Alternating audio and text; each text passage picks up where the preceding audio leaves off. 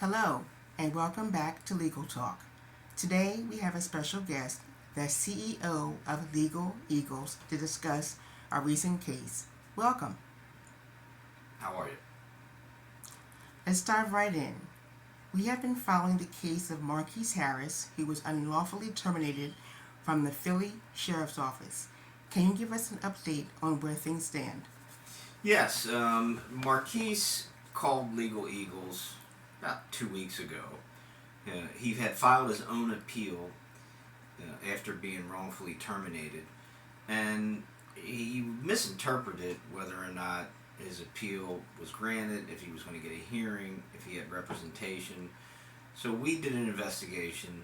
We scheduled a conference call with the Civil Service Commission while Marquise was on the line, and were able to talk to the staff and find out indeed he does have an upcoming appeal hearing scheduled for May 28th. As of today, he does not have representation.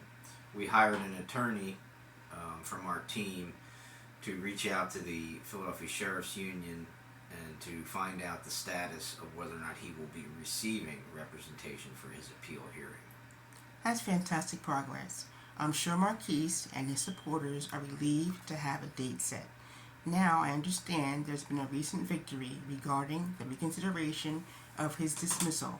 Can you tell us more about that?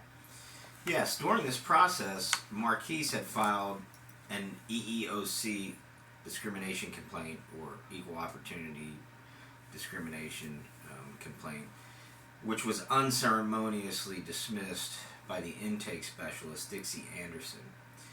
She didn't follow the standards.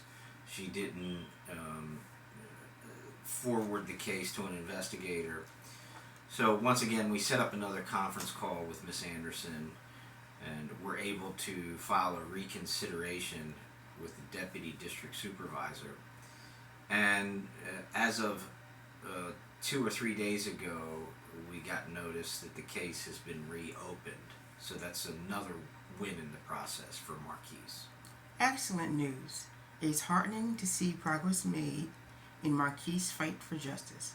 Now, I've heard that there are concerns about Marquise not receiving pro bono representation from his union despite being a dues-paying member. Can you shed some light on this?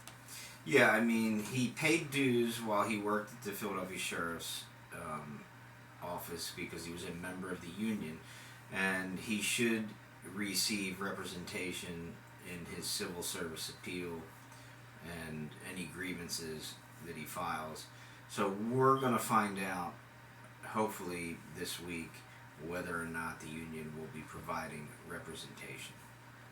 Thank you for shedding light on Marquise's case and important work that Legal Eagle is doing. We'll be sure to keep our viewers updated on any developments. Thank you for joining us today, Dave.